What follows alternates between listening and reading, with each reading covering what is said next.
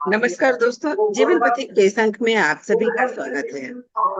आइए मित्रों, सबसे पहले स्वागत करें अपने विद्वान मित्र डॉक्टर गौतम चटर्जी का, जो हमसे जुड़ते हैं वाराणसी से। गौतम जी, इस अंक में आपका स्वागत है। नमस्ते मेनका जी, अभिनंदन।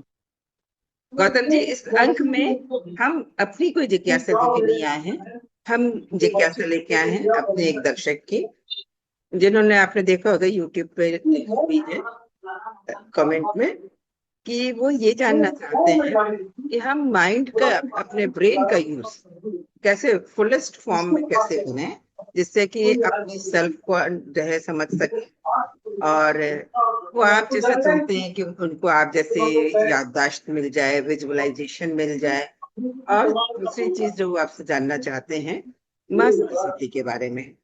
लेकिन आपसे ये आग्रह करने के पहले कि आप इस पे बताएं, मैं एक आग्रह अपने सभी दर्शक मित्रों से करना चाहूंगी कि आपका कुछ भी यूट्यूब लिंक रहता है, तो वो यूट्यूब लिंक रहता है जिसमें हम आपका नाम नहीं जान पाते हैं और न ही ये जान पाते हैं कि आप हमसे कहाँ से जुड़े थे, किस शहर से या किस स्थान से जुड़े थे। तो कृपया जब आप अपनी कोई जिज्ञासा लिखें तो अपना नाम भी लिखें और अपने शहर का नाम भी लिखें।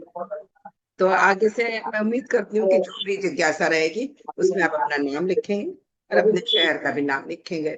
चलिए, जो भी हमारे दर्शक मित्र होंगे वो ये तो समझ ही जाएंगे कि उनकी जिज्ञासा को हमने शामिल किया है। तो गौतम जी बताइए कि उनकी जो जिज्ञासा है उसका जवाब, कि ब्रेन को कैसे यूज करें फर्स्ट फॉर्म में।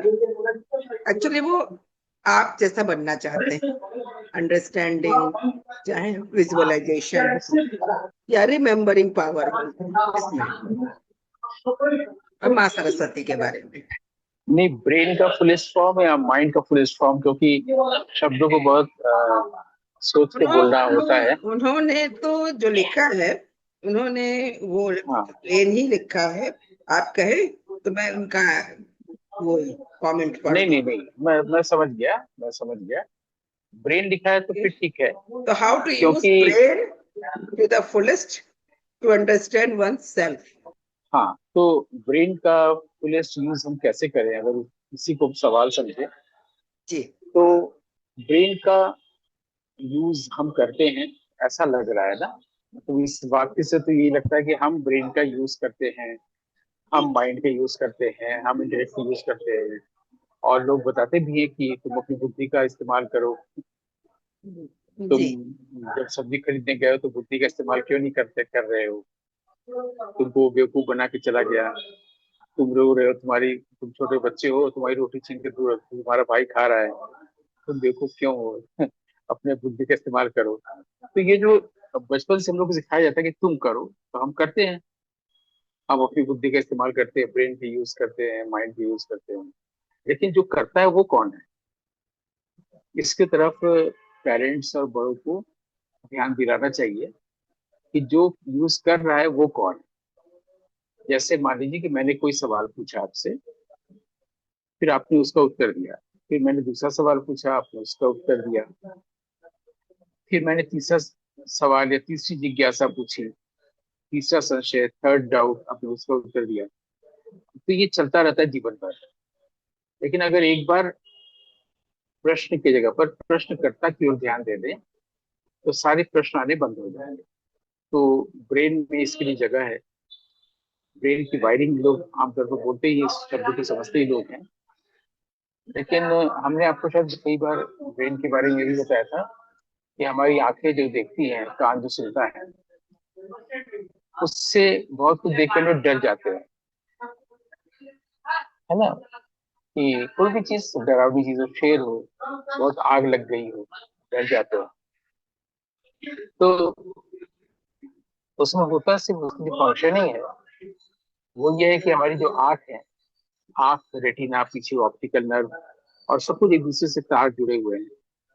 तो जो हम लोगों को जो इंफॉर्मेशन मिली आंख से, डर की, वो भीतर केमिकल सिग्नल्स के थ्रू ब्रेन तक जाती है, जहाँ पर पूरी लाइब्रेरी है, पिछला अनुभव है, कि हम लोग के पास इसका अनुभव पहले है या नहीं। अगर हम लोगों ने सांप देखा है तो ब्रेन में जाके डिबेट होता है ब्रेन तक ये इंफॉर्मेशन पहुंचती है केमिकल सिग्नल्स के थ्रू। वहां पर केमिकल सिग्नल्स को इलेक्ट्रिक सिग्नल्स भी कह सकते हैं। वहां पर न्यूरॉन्स होते हैं, और दो न्यूरॉन्स के बीच एक न्यूरॉन को दूसरे न्यूरॉन से जोड़ने वाली भी चीज होती है, सो सिनेप्से कहते हैं, या साइनेप्से भी कहते हैं, या सिनेप्स भी कहते हैं। वहां पर खाली जगह होती है दो जॉइंट्स में, तो ये इसकी ब्रेन की फंक्शनिंग होती है। लेकिन ये जो प्रोसेस है कि हम लोगों ने कोई चीज डरावनी चीज देखी और ब्रेन में डिबेट हुआ, तो सूचना गई कि हम फाइट करें कि फ्लाइट करें, सांप से भागे या सांप से लड़े। जब तक ये सब चीजें होती है कि चलो भागे या लड़ाए, तब तो सांप काट ही देगा ना। इसके लिए बॉडी में रिफ्लेक्स एक्शंस भी बनाए गए हैं कि ब्रेन जब तक डिबेट करके बताएगा कि आप ऐसा करें, उससे पहले ही कोई कुछ कर देता है। और वो इतना इंस्टेंटेनियस होता है कि आदमी सोच नहीं पाता। ये सब तो सोचने की प्रक्रिया हुई कि हमको क्या करना चाहिए, सामने शेर खड़ा है। लेकिन सोचने से भी पहले, बिना सोचे भी हमारा एक एक्शन होता है, जिसको रिफ्लेक्स एक्शन के रूप में सभी जानते हैं। सामने से अगर हम जा रहे हैं और सामने से कोई छड़ आ गई, तो हम तुरंत सिर को ऐसे करेंगे और इतना धीमे भी नहीं करेंगे, क्विक होगा वो। ये अपने आप होता है। इसका मतलब वो करने वाला भी पीछे रह जाता है हमारे भीतर, होने वाला आगे आ जाता है। इससे ये प्रूफ होता है कि करने वाले पर बहुत निर्भर नहीं होना चाहिए। वो कोई फॉल्स आइडेंटिटी है, या वो कुछ ऐसा है जो बुद्धू है, उसकी बात मानेंगे तो छड़ भी लग जाएगी, शेर भी अटैक कर देगा और सांप भी अटैक कर देगा। तो वो क्या है, उसके तरफ ध्यान दिलाने की जरूरत है। वो मुझे लगता है कि फुलेस्ट फॉर्म ऑफ ब्रेन है, क्योंकि वैज्ञानिक ही कहते आ रहे हैं कि हम लोग अभी तक ब्रेन का थोड़ा सा हिस्सा इस्तेमाल किए हैं, ब्रेन का पूरा हिस्सा इस्तेमाल नहीं किए। उसको ऐसे भी देख सकते हैं हम लोग कि जैसे हम लोगों को कोई बात बतानी होती है, तो हम लोग सिर्फ एक इंद्रिय के स्तर पर बताते हैं कि हम लोगों ने ऐसी चीज देखी। उस वक्त कान क्या कर रहा था, इधर ध्यान नहीं देते हैं। उस वक्त हमारा स्वाद या हमारा स्पर्श, सूंघना, ये सब इंद्रियां हमारी क्या कर रही थी, क्योंकि वो तो पांचों एक्टिव हैं। लेकिन हम लोग एक ही इंद्रिय के स्तर पर क्यों उत्तर देते हैं कि हम लोग जलेबी खाने गए थे और वो स्वादिष्ट थी। बहुत को तो आंख की बात बता सकते हैं कि देखने में ऐसी थी। कान की भूमिका के बारे में नहीं बात करते। स्पर्श बता सकते हैं कि जीभ में लगाते ही वो गर्म थी। अगर पांचों इंद्रियों का प्रयोग करके चीजों को बताया जाए, तो धीरे धीरे ब्रेन की और फंक्शनिंग खुलने लगती है। और अगर इसमें रुचि हो ब्रेन में, ब्रेन साइंस को पढ़ने में, तो ये बहुत वास्ट एक एरिया है। इसको छोटे से ढंग से ऐसे समझ सकते हैं कि पीछे वाले हिस्से में तो नियोकॉर्टेक्स कहते हैं, वहां पर चीजें होती है थैलेमस, और फिर उसमें हाइपोथैलेमस। इसमें दो चीज होती है इंपॉर्टेंट रूप से। एक से हम चीजों को पहचानते हैं, जिसको हिप्पोकैम्पस कहते हैं, और ये जिससे हम टेस्ट करते हैं। अगर हिप्पोकैम्पस ना हो तो हम अपने घर से निकल के लौटते समय पड़ोसी के घर में चले जाएंगे। और अगर वो दूसरी चीज से टेस्ट पता चलती है, एमिगडाला, वो ना हो, तो हम लोग को पता ही नहीं चलेगा कि हम लोग नमकीन चीज खा रहे हैं कि मीठी चीज खा रहे हैं। ये सामान्य चीज इतनी यहाँ से शुरुआत करनी चाहिए ब्रेन साइंस के बारे में जानने की। और सबसे अंत में ये कह सकते हैं कि जब हम शांत होते हैं, माइंड का कोई यूज नहीं करते, तो पता चलता है कि वो जो करने वाला है माइंड का यूज, वो माइंड का ही प्रोजेक्शन। दरअसल ऐसा कोई करने वाला व्यक्ति ही नहीं है। माइंड है इसलिए माइंड है, थॉट है इसलिए थिंकर है, एनालिसिस है इसलिए एनालाइजर है। जब ये सब शांत हो जाता है, तो ब्रेन स्वाभाविक रूप से काम करने लगता है। तो उसको हम लोग कह सकते हैं फिलहाल इंट्रोडक्टरी सेशन में आज, कि वो हम लोगों ने ब्रेन का फुलेस्ट यूज हम होने दे रहे हैं, ब्रेन को करने दे रहे हैं। ये तो हो गई मेरे ख्याल से पहले वाले सवाल का, इस हिस्से का एक साधारण जवाब, मतलब एक बहुत ही इंट्रोडक्टरी जवाब। तो इसके गहराई में जाने पर काफी कुछ मिलेगा, लेकिन शुरुआत यहाँ से कर सकते हैं कि हम लोग शांत रहें, इस मोमेंट में रहें। तो माइंड और माइंडर गायब हो जाएगा और ब्रेन अपनी अपनी स्वाभाविक स्थिति में आ जाएगा, जिसको हमने आने नहीं दिया है कई जन्मों से, करीब करीब 3500 साल से। तो ये बात हो गई। अगर ये बात हो गई तो फिर हम लोग दूसरी वाली बात पे आ जाए। जैसी आपकी अनुमति है कि नहीं, मेनका जी बताइए कि क्या बिल्कुल। हम नहीं, दूसरे वाले। दूसरी बात पे आए, लेकिन उसके पहले एक छोटा सा कमेंट इतनी सारी बातों के लिए, क्योंकि सुन के जैसे लग रहा था कि अरे हमने आपसे जापान का रास्ता पूछा और आप क्या अमेरिका का बता रहे हैं। मुझे स्टार्टिंग में ये लगा, मतलब, और अचानक जाते जाते लगा कि अरे हम तो जापान ही पहुंच गए। वो जो अचंभा हुआ वो मुझे बड़ा अच्छा लगा कि मैंने आपसे पूछा कि ब्रेन को फुलेस्ट फॉर्म में कैसे यूज करें।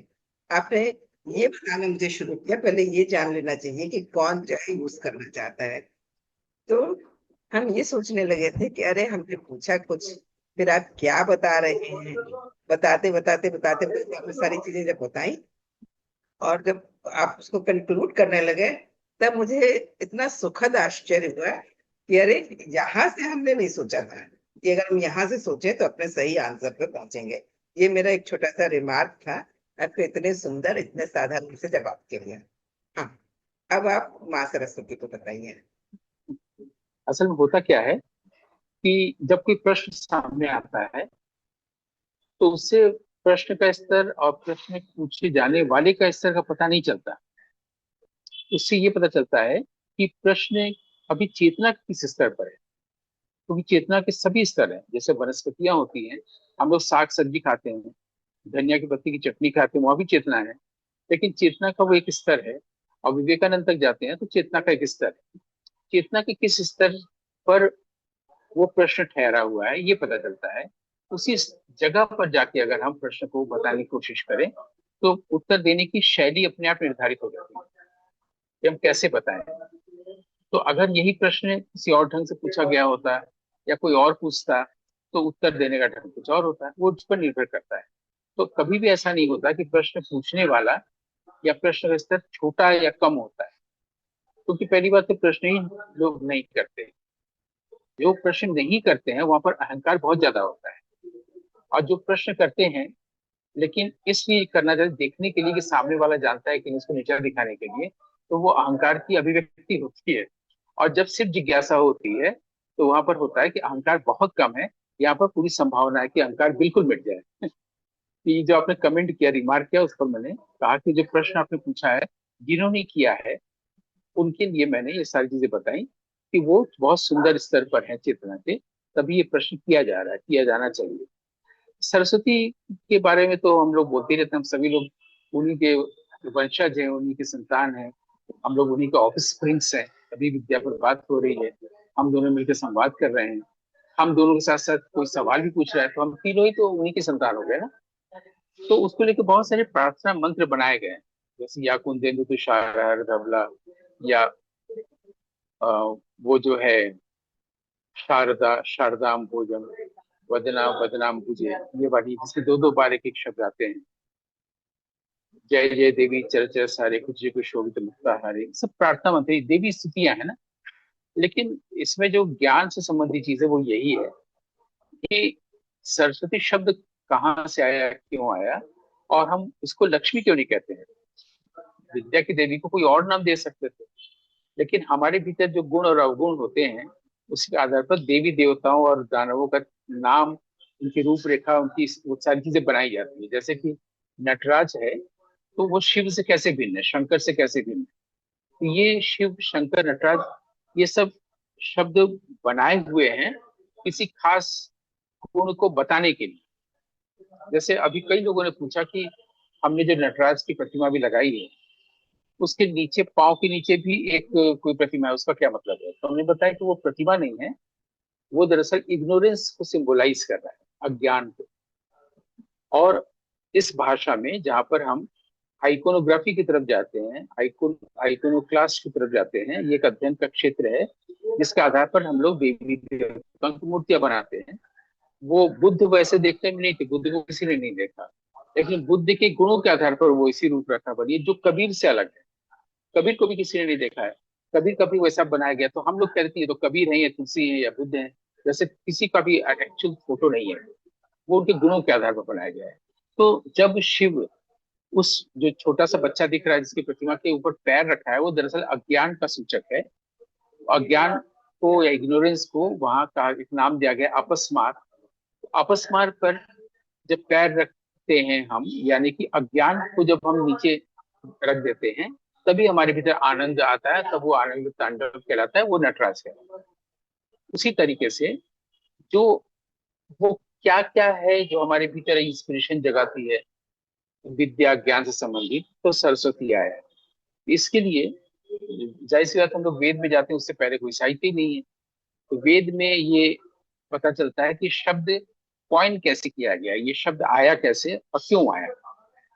तो जो हमारे भीतर ये जो हम बोलते हैं वाणी, और जो हम मन में सोचते हैं बुद्धि के लेवल पर, जिसको सुमति बोलते हैं, इसको जो इंस्पायर करता है, जो इम्पेल करता है कि ऐसा तुम करो, तुम गाए बगैर नहीं रह सकते, कविता लिखे बगैर नहीं रह सकते, इम्पेल कर रहा है ना। और इंस्पिरेशन से कुछ ज्यादा इंस्पायर इंस्पायर कर रहा है। हम चुपचाप बैठे हुए हैं, ये भी हो सकता है, लेकिन हम लिखे बगैर, हम नाट्यशास्त्र पर लिखे बगैर रह नहीं पा रहे हैं। तो ये इम्पेल करना इसको कहते हैं। तो जो इम्पेल करता है या करती है वो सरस्वती है। भाषा के कारण हम लोग देव देवी, करता है करती है करते हैं, वरना यहाँ पर कोई लिंग भेद नहीं होता है, क्योंकि वो तो देवत्व है, देव भाव है ना। वो भाव हमारे भीतर आता है, हम लोग कहानी लिखने लगते हैं, कविता लिखने लगते हैं। तो उसमें ये बात कही गई है कि हम लोग जो कुछ भी अच्छा कर्म करते हैं उसके जो प्रेरित करता है। और कर्म करने के लिए वैदिक भाषा में उसको यज्ञ कहते हैं, कि जब भी आप दूसरे के लिए कोई काम करते हैं तो अच्छा कर्म होता है, उसको यज्ञार्थात कर्म कहा गया है गीता के चौथे पांचवें अध्याय में, और तीसरे अध्याय में भी। और यज्ञ उसी को कहा गया जो आप, जब आप सत्कर्म करते हैं, दूसरों के लिए करते हैं। तो वेद में ये मिलता है कि जो मंत्र मिलता है वो मंत्र है चोदेत्री सुदृता नाम।